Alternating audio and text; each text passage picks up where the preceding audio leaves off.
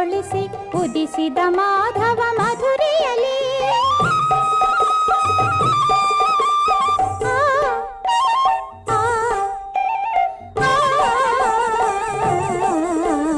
ಯಾದವ ಕುಲವನ್ನು ಪಾವನಗೊಳಿಸಿ ಉದಿಸಿದ ಮಾಧವ ಮಧುರೆಯಲ್ಲಿ.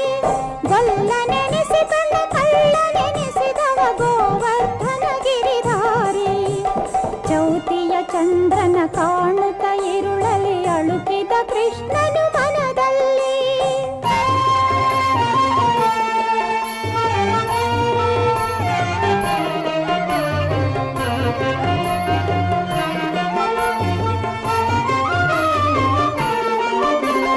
ರಾಜ ಋಷಿಯ ಸತ್ರಾಜಿತನಿಗೆ ದೊರೆಯಿತು ಅನುಪಮ ದಿವ್ಯಮಣಿ. ತಪಸ್ಸಿಗೆ ಮೆಚ್ಚಿ ನೀ